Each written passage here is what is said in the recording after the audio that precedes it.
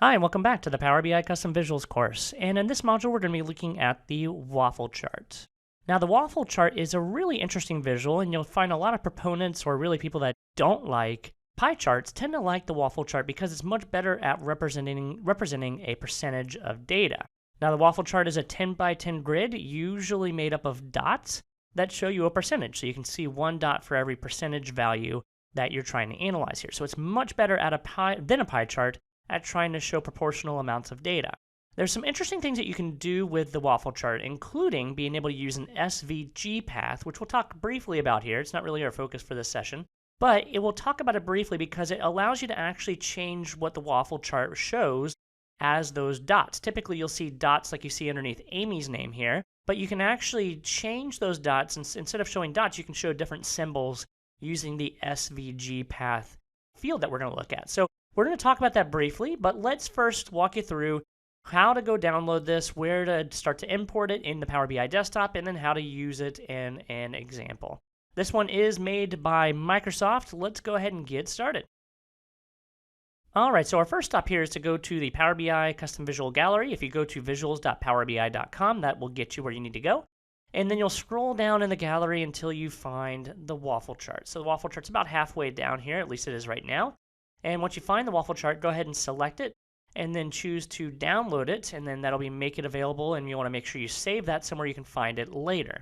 You can also download the samples that Microsoft leaves and makes available to you, so you can kind of see how others have used the Waffle Chart in different examples. So you can kind of see a screenshot of what some of those examples might look like. All right, now though, for our example, what we're going to do is we're going to now go into the Power BI desktop, and from inside of the Power BI desktop, we're going to walk through an example as we look at the users that are actually attending courses. Now, this is made up data, but what we're going to look at is course attendance based on the overall amount of users that use our training content. Okay, so it's all fake data, but we're going to look at a certain number of users and then how many of them are actually completing the courses that we have. All right, so to do this, we're going to start by going to Get the Data. We'll go up to the Get Data section here, and we'll select Excel, and we're going to choose the training coursework file that you have available to you as well, and we'll hit Open.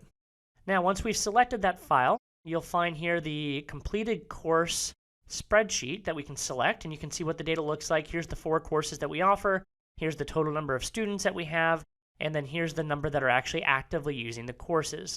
We'll talk a little bit more about the path as we get closer to needing it, but for now, let's go ahead and hit Load and bring this data into Power BI.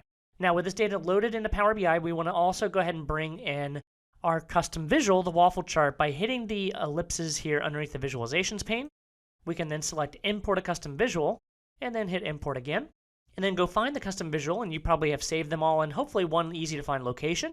In my case, I've saved it underneath this Custom Visuals folder, and I'll select the Waffle Chart. All right, now when I select that, you can see that it's now available inside the Custom Visuals, or really the Visualizations pane here, and I can add that into my report. You may also want to bring in some simple kind of tables, so maybe I just want to see the courses, the active users, and total users. I may want to bring that into some kind of a table here so we can analyze it as well, and that way we can also be able to test out any kind of cross-filtering that we may want to see in this report. All right, so now with the Waffle Chart that we have on the left-hand side, I have a table here that we can look at, but if we want to actually represent this in a Waffle Chart, I can start to bring in some of the data in the fields that you see on the field well here. We'll start by bringing in the display name group. Now, the group here is going to be kind of how do you want to categorically split it up, and in our case, we want to split up each of these into new waffles based on the courses that we have. So I'll select course, and you can see we have here a new waffle for each course. The waffles are completely blank because we haven't told it where the data is coming from yet. We haven't told it any metric data, I should say. So then we'll tell it what kind of metric data we want to analyze, and we want to analyze active users, so I'll select active user here. And it starts off by giving us a percent, but that percent isn't really completely accurate because you can see here that this isn't a percent of the total users. This is kind of a percent showing you the highest values that we have.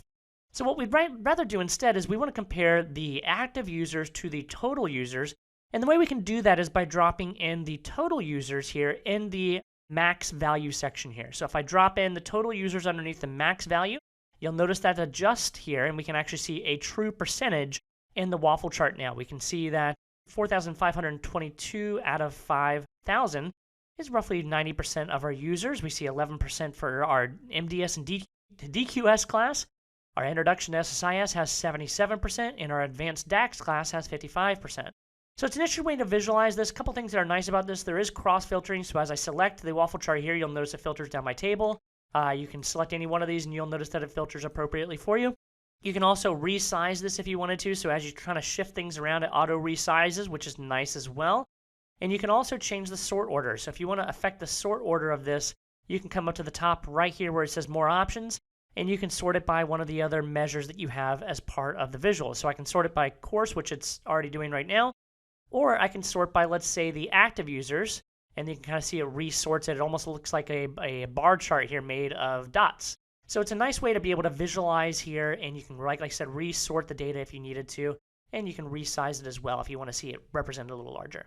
The other thing that you can do in here as well is if you go underneath the Format Paintbrush, so if I make sure I have the waffle chart selected, go over to the Format Paintbrush, you'll see there's not a whole lot of visualization customizations you can do, but what you will find is underneath this Visual Data Point section right here, you can change the colors of each of the values that you have here to be individual colors that you prefer. So if I want to specifically select a certain color, maybe I want Power BI to be yellow, maybe I want SSIS to be black, maybe I want Advanced DAX to be purple, and then you can change any of these others. You can kind of come in here and play around with the colors some if you would like.